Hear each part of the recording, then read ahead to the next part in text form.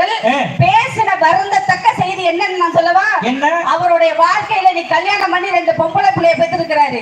கல்யாணம் பண்ணதுதான் பிரச்சனைன்னு பேசிட்டு போய் உட்கார்ந்திருக்காரு. இதுதான் வாழ்க்கையில கஷ்டம்னு உட்கார்ந்திருக்காரு. இதுதான் வருந்தத்தக்கதுன்னு அவர் பேசிட்டு போய் உட்கார்ந்திருக்காரு. இன்னைக்கு நவ நாகரிக வாழ்க்கையில இவ்வளவு மக்கள் முன்னிலையில இந்த காலகட்டம் இந்த 2025ல எல்லாருமே சந்தோஷமா இருக்கோம்னா என்ன காரணம்? இன்னைக்கு இருக்கக்கூடிய வளர்ச்சி அந்த அளவுக்கு வளர்ந்துகிட்டே போகுதா இல்லையா நடுவர்களே?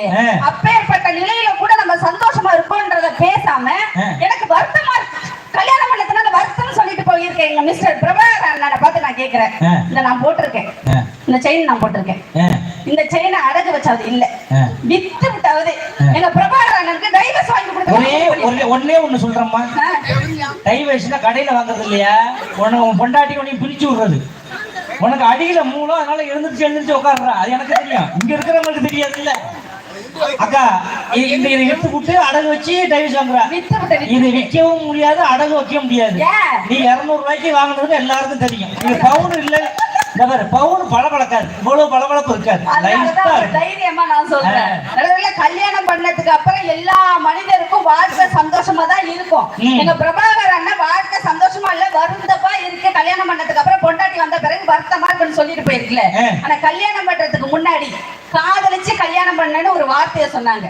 காதலிச்சு கல்யாணம் பண்ணும்போது சார் எப்படி தெரியுமா இருந்தாரு? எப்படி இருந்தாரு? பூஜைக்கு ஏத்த பூவிதான் அவரோட வாழ்க்கை சந்தோஷமா போனுச்சு. ஆனா பூஜைக்கு ஏத்த பூ இருக்கிறதுக்கு முன்னாடி நான் அன்னைக்கு இவங்க வீட்டுக்கு போயிருந்தேன்.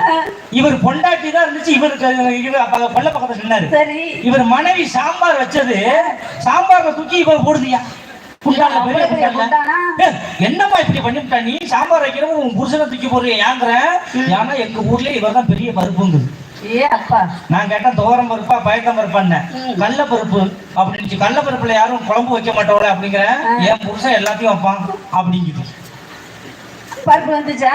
ஆனா இவ்வளவு கஷ்டமான வாழ்க்கையா இருந்தாலும் நல்ல இன்பமா இருந்தீங்க. என்ன வருந்தத்தக்கது பூஜை கேட்டதை கொண்டுட்டு வாமா நீ.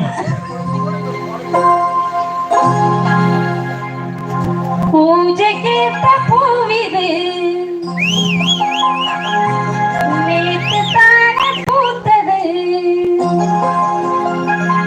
அட பூத்தத யாரத பார்த்தது?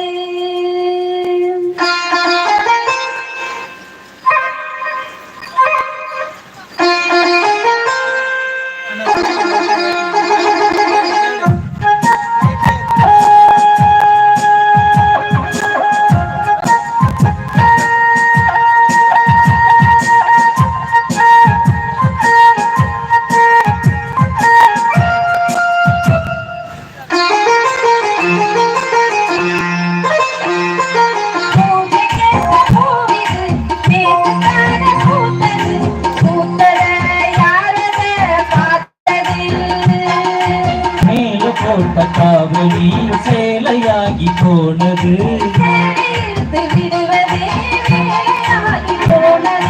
கொக்கு ஒன்று கொக்கி போகுது.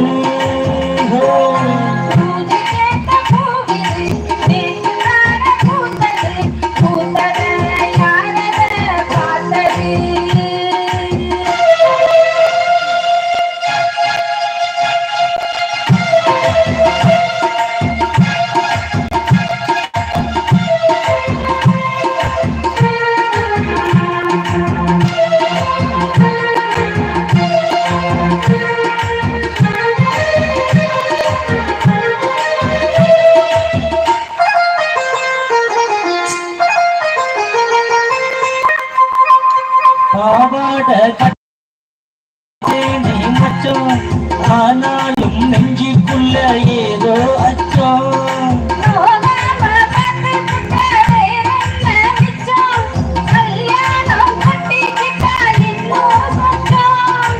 அச்சு வெள்ள பேச்சில ஆள தூக்குற, கொஞ்ச நேரம் பாருங்க கூலி கேட்கிற.